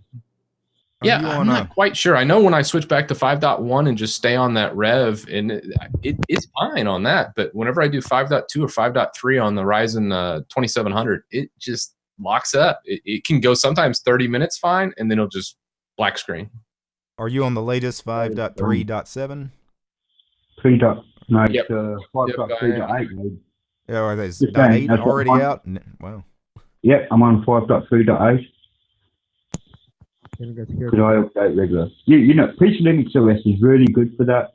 A kernel will come out, and 10 minutes later, I've reloaded it in the repo, in the testing repo, and I download it, and yep, this is working fine. This will do me nicely. Thank you so much. Living on the edge there, Ali, huh?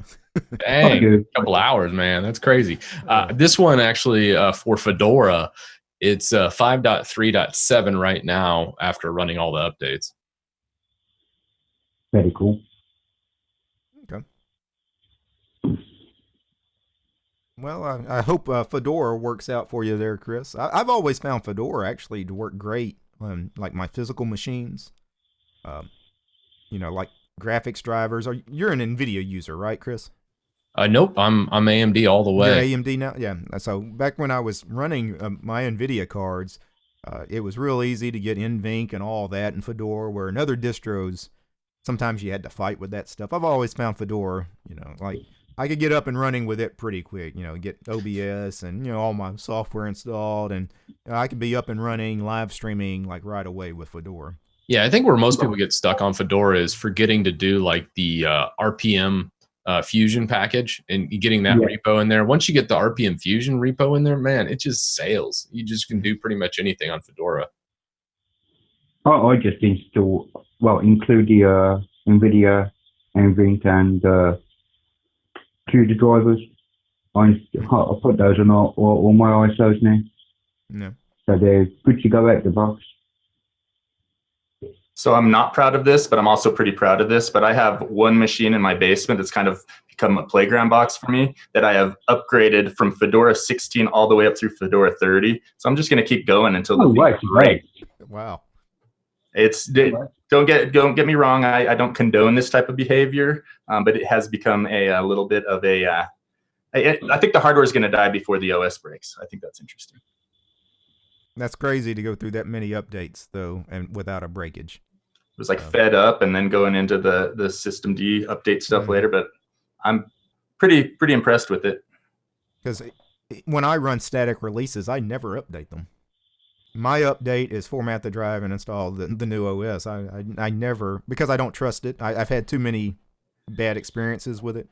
Yep, that's what I do on most things. I'm a big fan of Nuke and Pave, but this box, I've even posted a thing up on Pastebin showing like all the updates. It was like 3.10, I think, was the kernel at that point in time in 2012 that I updated it, and then it just keeps going. Well, the Trinity that I'm on, because everybody knows I do the Trinity OS, is actually my April 2015 install, which has been updated to the present day. So it's gone through so many kernels, so many GCC updates, 3 versions of Trinity's been on it. Not one crash, not one black screen, not one kernel panic. I'm absolutely chuffed. So not one kernel panic. No, nothing. That's boring, Ali. You got to have some kernel panics every now and then. Boring is good. Can you break Xorg at least twice a year? I mean, come on. I installed Manjaro 3 weeks ago. I decided, I'll give Manjaro a go. So I've squeezed up enough space to squeeze it onto real metal there. It lasted a week before I managed to break it, and I'm going, Oh, nah, yeah, that's yeah. going. That's why I can't love be bothered Manjaro. with It keeps you on your toes. it. Yeah, it certainly does. 2 updates it survived. Yeah, Manjaro's never been afraid of a little kernel panic. So. Oh, absolutely. It wasn't kernel panic, actually. It was Xserver issues. Yeah. I've had great luck with Manjaro. It runs great on all my equipment. The only problem I've had with Manjaro is sometimes you grab an ISO, and if their ISOs, depending on the edition, like if it's some of the community editions, they can be old. So if you have newer hardware, those ISOs don't work. You know, like the graphics drivers are older than the equipment you bought, and you can't even boot into a live environment. You do run into some of that kind of stuff. Of course, you can always do the Architect installer. You know, just do your standard N-curses kind of install. It's all good. It's all good. Yeah. It's all good fun now, to be fair, messing with different distros.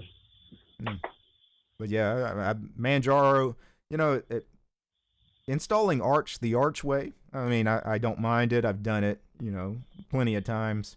But these days, Manjaro is so good, the installer's so good, and it's basically Arch at the end. And the same thing with Arco Linux.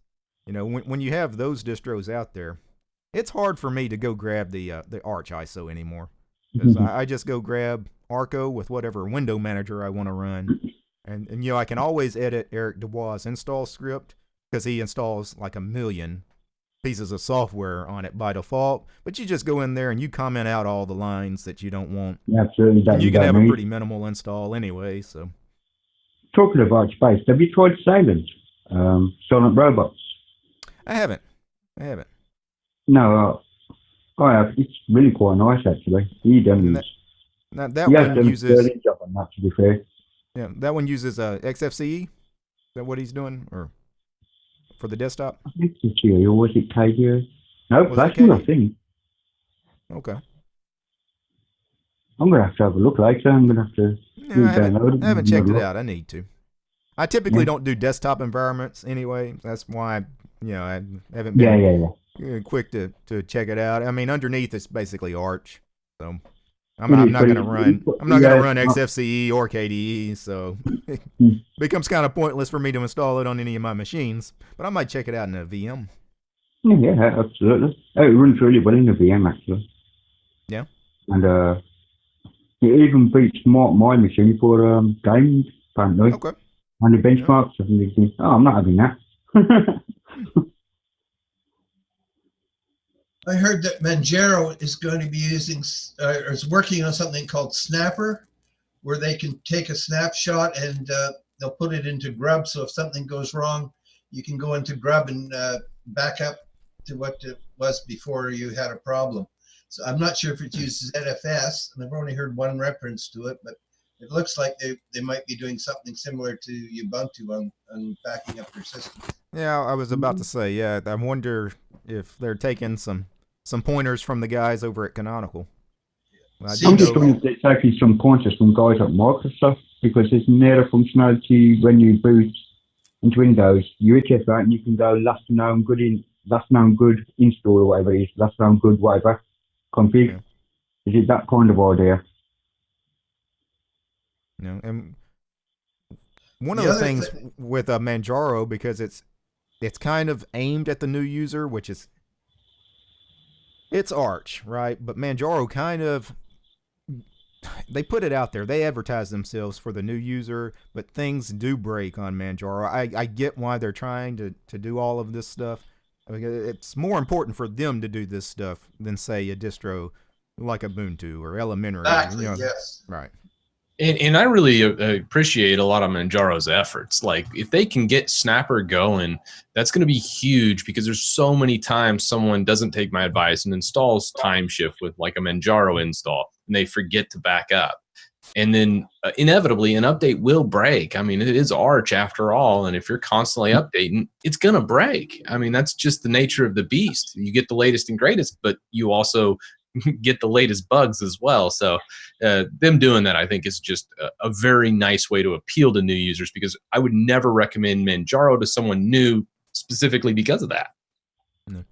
I get messages all the time from Yeah, I was going to say I get messages all the time from especially Manjaro users because I pushed it heavily on the channel for a while. I used it on my main production machine for a year probably at one point. And these newer to Linux users, they update something, or maybe they install dual booted, another OS alongside. They reboot the system, grub doesn't work, or they get the grub command line. What do I do? It's things like that more experienced users that would typically use something like an Arch-based system would know immediately how to fix. Where, these Manjaro users, which are almost like Ubuntu users, many of them are just coming from Windows to Linux. They have no idea what to do at that point. And I think that's part of that Manjaro is trying to fix, try to make it a little more easy for the new to Linux user.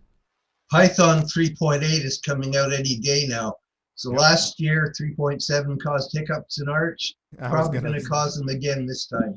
I'm glad you mentioned that. I was going to bring it up today, too, about the Python updates. Those of you that are running Arch-based systems, so what he's talking about, this happened to me. It's pretty much happened to everybody that runs Arch, is when they do the major version upgrades to Python, all your Python apps are probably going to break. So just be prepared for that.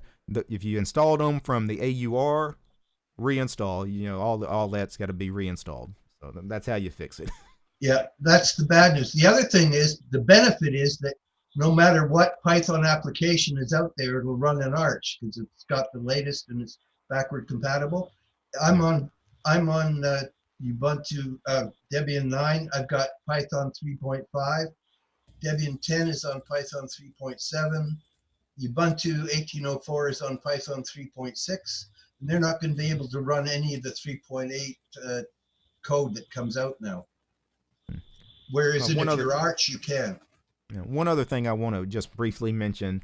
So I pushed the Xmonad tiling window manager a lot on the channel, and a lot of people are trying it out because of me. And, they don't know when they do an update, and there's a Haskell update, why when they reboot the machine and try to log into Xmonad, they just immediately get kicked back out to the login manager. Because when you have an update to Xmonad and to Haskell, you have to recompile Xmonad. Just know that when you see an update for Haskell and Xmonad in Pacman, for example, as soon as you do that sudo pacman syu and you see those packages update, immediately do a Xmonad space -- recompile. If you don't, Xmonad's not going to work. You have to recompile it every time there's an update. It's a little weird because there's no other tiling window manager I know of that you have to recompile after an update, but Xmonad you do. So I've got a question here for Ubuntu and PPAs. I don't use PPAs because I got burned once trying to when an update was done and crashed my system. So I detest having PPAs around. But what I'm trying now is to follow the advice. I do add app repository for the repository that's needed. Do the apt update. You do the apt get install. And then what I do is I do apt remove and an apt add repository remove. So I've removed everything. But when you did the apt get install, it put the deb in a folder in var apt cache archives, and you run the deb from the archive, and you've got the application without the repository, and that's been working for me. But somebody somewhere like Alan Pope's going to say, well, that's a bad idea, but it's been working for me. So what's the hitch? Well, I mean, if you remove so you install it, but then you remove the archive, that basically repository that had that package in it, you're never going to get an update. That's obviously. right. But I can handle that. Well, you could run into some dependency issues eventually, though, where Ubuntu proper, the main repositories move on from some packages that package you installed requires. I mean, the package could break on you. That's the only downside. I mean, it's. Yeah, but the repository is only there to get you the package. Once it's gone, it doesn't have anything to do with the package anymore unless it's going to update. Right. So it shouldn't break on you. Yeah, but like I'm saying, that whatever piece of software you installed is going to have some dependencies. What if eventually through an update, the dependencies that are required update to a future version? Okay, so that are not compatible. Right. Okay, I got you. Yeah. Okay. Yeah, this Sounds is the great. kind of thing you run into a lot with these PPA things like PPAs and AURs. Personal repos, community repos is the core repository of your distro could move on to some newer libraries and things that break compatibility with the stuff you installed through the PPA or the AUR. The repository actually isn't the problem. The PPA isn't the problem. The problem is the package itself. So even if you remove the repository, when you install the package, if the package is broken, it will break your system. No matter if you have PPA on or you don't have a PPA on.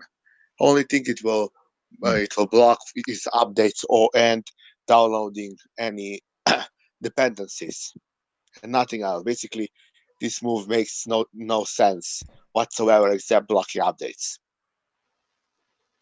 And with snaps, flatpaks, and app images, there's probably not much out there that you really have to add a PPA for anymore. Yeah. Yeah, that's yesterday's technology, isn't it? Yes, yeah. PPAs were big, 5-10 years ago. Once we started with these universal packaging formats, everybody got away from PPA. I'm on Debian 9, and I tried to download the latest OBS and compile it. Wouldn't let me because it needed the newer version of OpenGL. I downloaded the snap, and it ran without a problem. Not that I know what to do with it when I got it, but Debian and PPAs are a murder anyway. Don't use PPAs if you're on Debian. Oh no, not Debian. No, I wouldn't use on Debian. I was using in Ubuntu 1910. No, they won't work on Debian. Actually, I don't know what version OBS I have. 24, I think. Yeah, somebody in the chat was asking, how can you trust packages from things like the AUR or PPAs or what? I wouldn't install anything unless you kind of know what the source of it. Like back when I was doing a lot with PPAs in Ubuntu, Oracle would put out a PPA for VirtualBox, or Microsoft might put out a PPA for Skype. I trust those companies. Well, I don't trust them, but I know they're not, going to break my system, right? You just don't go get Joe Bob's PPA for, something. And because that's going to be, especially nowadays, crypto miners, people are putting all that crap in those snaps and AUR packages. Yes, snaps have gone the same route where they rely on the developers rather than themselves to provide the snaps. So they're heading themselves for a fall as well, I feel, with that. Yep. Yeah, the snap service is proprietary, but there are open source elements to it, Peter, in the chat, sorry. Yeah. But I find that snaps and Flatpak are a solution to a problem that doesn't exist. How so? Because we have repositories, we do trust the person who. Uh-oh. I think we lost Ali. Well, I'll finish the thought. Snaps are the devil. Well, if somebody wanted to run OBS on Debian 9, the only way to do it would be with the snap, the latest version. And that's the problem with like really old, crusty, stable distros, Debian, CentOS, things like that. Yeah, you need these universal package formats because you're never getting that latest version of something, in those distros. Without snaps, it would be almost impossible for me to live on Debian stable. I couldn't do it. I can just tell you right now. Yeah, Debian stable's so old. It's crazy. I remember first time I jumped on it, I was like, oh my God, this Kden Live has to be 5 years old. It was crazy old. And that's what immediately moved to testing. And then eventually I was like, I can't even handle testing. It's too old. I went ahead and moved to like SID because I just couldn't deal with how dated the packages were. Debian stable, it's almost like they took this great server operating system and just shoehorned a desktop on top of it. But you can tell that's not really what that distro is for. I've got Python 3.5 on Debian 9. I'm staying to Debian 9 till end of life in 2022 probably. And it's going to be 3.5, and Python will be 3.10, 3.11 by the time 2022 comes around. But I can install Python separately and run it, which I do. But the base that comes with the distro is always going to be 3.5.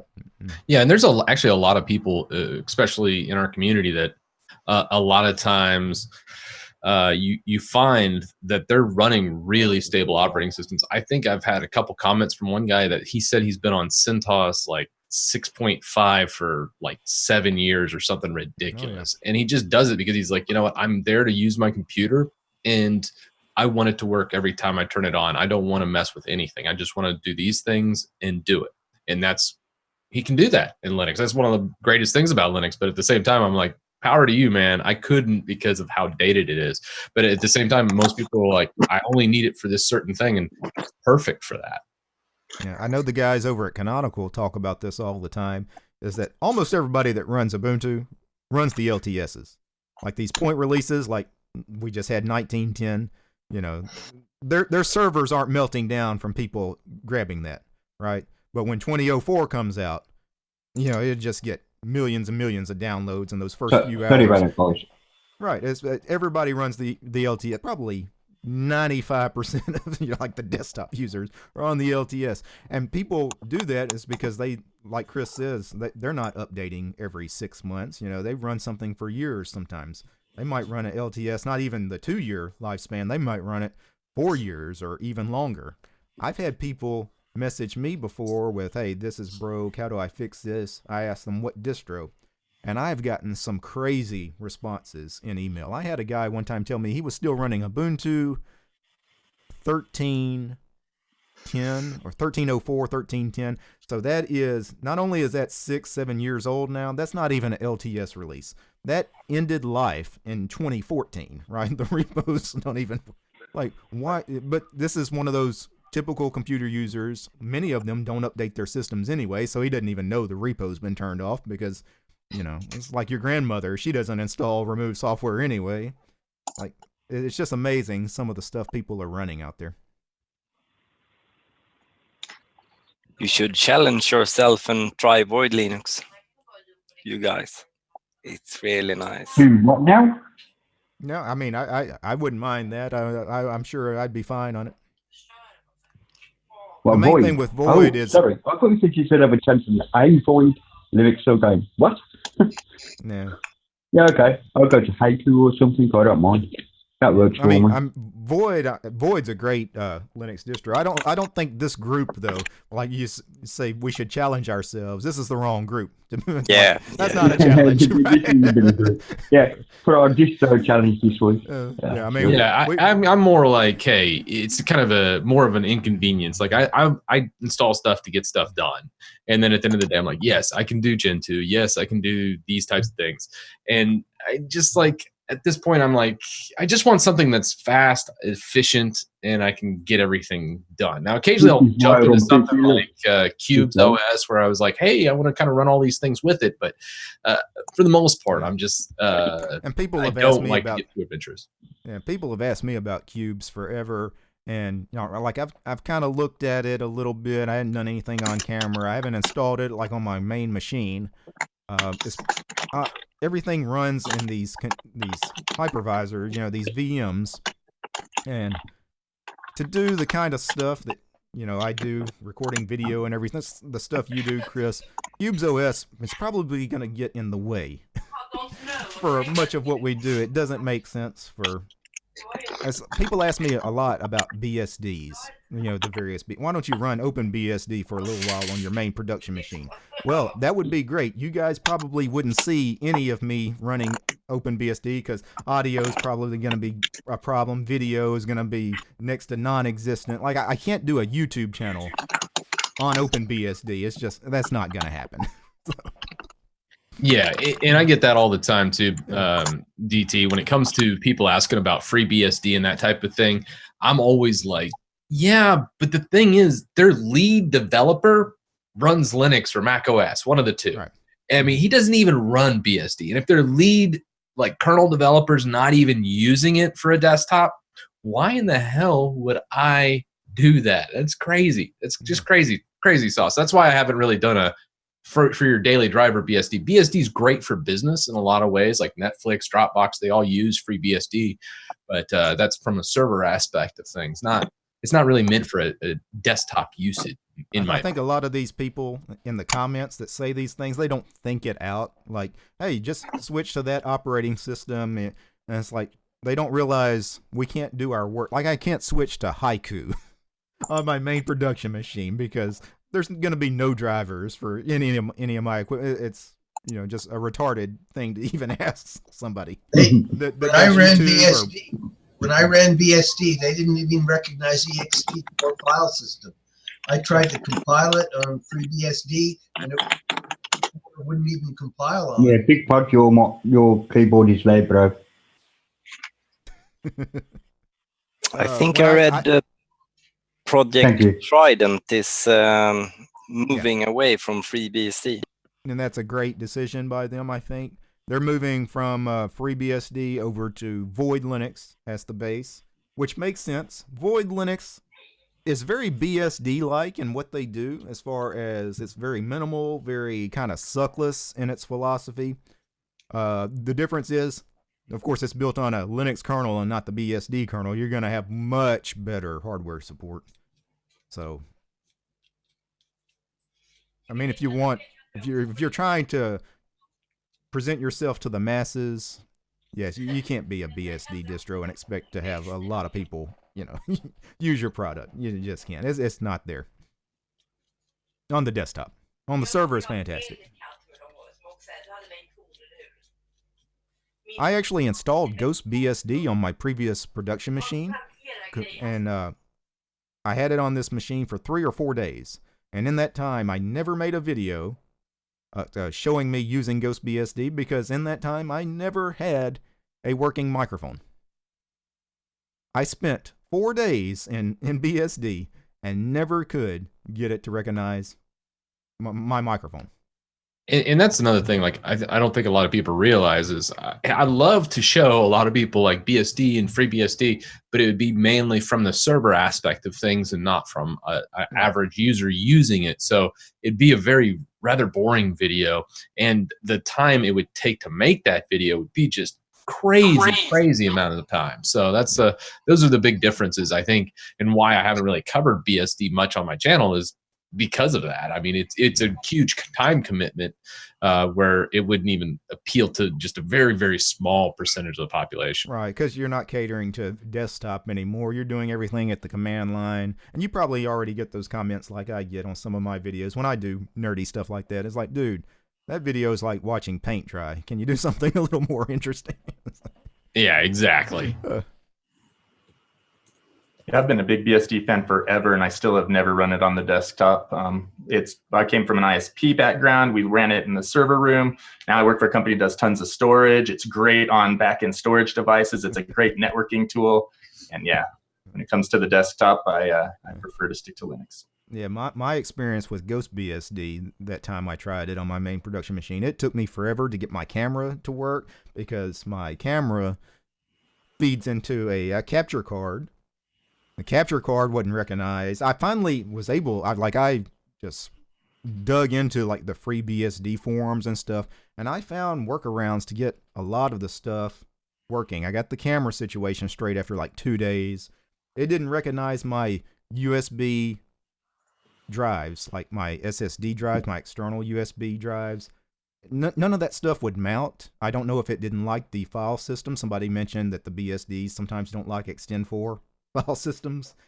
I never could get some of that stuff working, but the final straw was after spending 3-4 days, I could not ever get it to recognize my my audio input as far as the microphone that I was using at the time.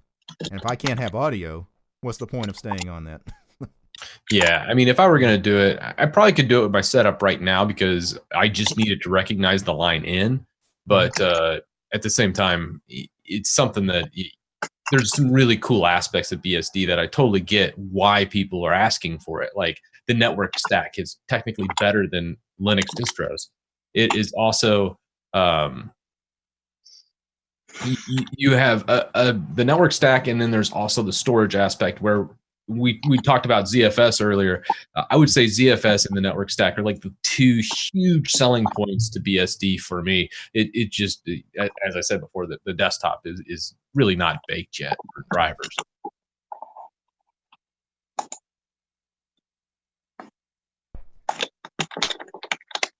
I'm curious as to why we don't have on a Linux desktop, we don't have any Siri or voice commands, or you can't say launch Firefox or Firefox close or search. I guess it depends on who's listening to that stuff. I mean, the free and open source crowd is probably not keen on a lot of that that kind of technology. Like, we don't want all these devices listening to us all the time. You don't have to have it with Google or so. You could build it yourself. Right. Linux distro could do it itself. Well, yeah, I guess that would be fine. When you're talking about things like Siri, for example, No, yeah, I don't want anything like that. I don't want Siri-ish, Right. but developed by Linux crowd. That seems something that could have been done a while ago. But I guess not. Yeah. I guess that could be kind of cool. The problem there is that the reason why your phone and Cortana and whatever sends away to a server is to do the actual processing of the speech, text to speech or speech to text. Right. Yeah. And that takes a lot of processing power, a hell of a lot of processing power. So they need the data centers because everybody has different accents, different languages and so on. That will be a huge undertaking for a machine to do itself, if you see what I mean. I believe the new Pixel had it all on hardware on the phone. Firefox, so it had offline mode. Firefox, Mozilla has a voice system. They can do, I've got a button where I can bring up DuckDuckGo and I can enter voice commands into DuckDuckGo. It's built into Firefox now, and they're doing the audio part of it. They're not farming it out to anybody else. So maybe Mozilla could get in on it. Yeah, maybe. I didn't realize about that, actually. It's an add-on. I didn't even know about that feature of Firefox, to be fair, or DuckDuckGo. It's an add-on. You can get it. Works quite well. You don't get any voice output. You get search results from DuckDuckGo. Right. But I asked it how far it is to the Andromeda Galaxy in centimeters, and it gave me the answer. That would be well, even text back rather than like someone having a voice back would be fine, because you would be asking it. It would be like drag and dictating, that idea where you could ask it to open a certain program and that kind of thing. Yeah, that's what I mean. Yeah. Yeah. Yeah, I'm not sure how useful that would be, like sitting at a computer, just asking it to open something. I don't know. It's okay for those with visual impairments or that kind of thing, Derek. Well, we already have that. Yeah, we already have stuff like that for the handicap. Yeah. Or you could go to YouTube and say, pick out a video on Python or something. Things like that. I don't know. Just thinking. Yeah. I'm sure somebody's probably working on it, though. Yeah. I would be shocked if somebody in the open source community wasn't working on stuff like that. All right. Well, it's been about 2 hours, and I did need to get out of here around 12 o'clock today. It's about 5 till. Let's get a quick last word from everybody on our way out. So, Richard, are you still there? You want to give us a last word, sir? Yeah, I'm here. I've just been listening. Interesting. This is very interesting. I'm basically way behind. I have some decent knowledge, but I'm way behind all you guys, though. So it's very interesting and educational to hear all this. And thank you very much for letting me listen to this. All right. Thanks for hanging out with us, Richard. Chris, give us the last word, sir. Uh-oh. Unmute Chris? yourself, please. Chris, you're muted. Uh-oh, you're still muted. All right. Well, I'm There just we going to go. click the unmute button. But yeah, man, thanks so much for everything that you do for the community. I really liked your intro post the other day. That was awesome. So, man, just keep up the good work, and thanks for putting us on. And, you know, it's great just coming out and hanging out with y'all. And I look forward to the next one. All right. Thanks, Chris. Ulrich, are you there, sir? Give us the last word. Yeah, just want to say thank you for letting me hang out here and listen. It's fun. It will be, I'll try to get on next time as well. And maybe come with back. video if I dare. Yeah, join us on camera next time if you want, or you don't have to. That's fine too. Like I said, these things, it's just, you know, a community hangout. If you want to join us on camera, that's fine. If you don't, that's fine. If you don't want to speak as well, you know, if you just want to mute yourself and hang out here, we're easy here. We won't hold it against you however you want to do it. But come back and see us, Ulrich. Yeah, I will for sure. All right. Thanks again. Nathaniel. Yeah, I just wanted to say thanks for having us here. I really appreciate all your content, and I've been rolling on the floor listening to a lot of the most recent stuff, especially that elitist one. It was good stuff. So keep doing the good work, and thanks for hosting these, and proud to be a patron. All right, thanks, Nathaniel. All right, Murray, give us the last word. I'd just like to echo that. Keep up the good work. Two things. I came across the Rust package called LSM, which is does an rsync and copy, but it does it in speed. It detects how many CPUs you've got, and it will use every CPU thread you've got to do it. So if you have transfer a large directory, those work exceptionally well. It's called LSM, and it's LMS, and it's a Rust. You search for Rust command line applications, you'll find it. And I guess that's pretty well it. Thank you again. I enjoyed this. They're a very good team here. Thanks. All right. Good stuff. Thank you, Murray. Big Pod, send us out.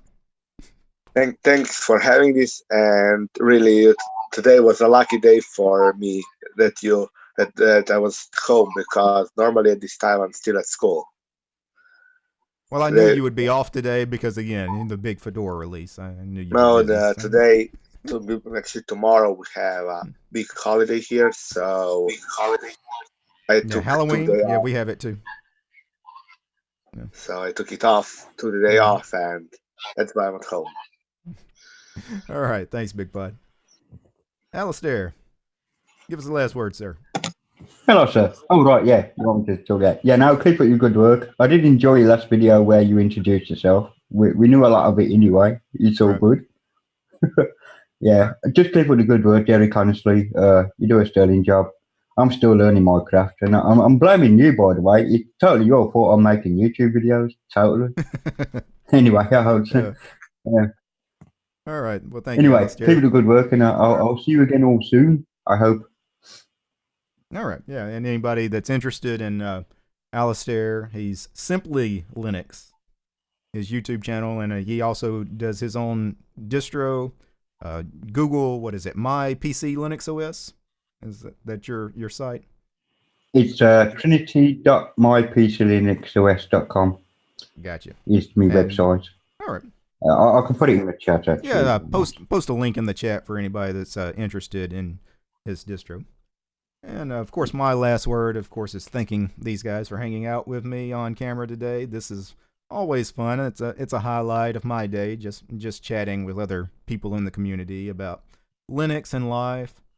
Those patrons that weren't able to be here, I also want to thank those folks. So all these names you're seeing on the screen right now, I really appreciate you guys. Sincere thank you. And that's all for today. All right, guys. Good day, everyone. All right. Take care, all. Have fun. Have a good one. I don't know if we talked enough about Python and Electron this time, Big Pun.